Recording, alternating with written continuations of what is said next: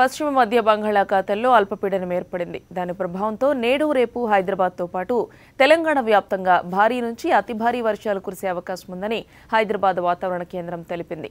ఇప్పటికే కొద్ది రోజులుగా కురుస్తున్న వర్షాలతో రాష్ట్రం తడిసి ముద్దైంది.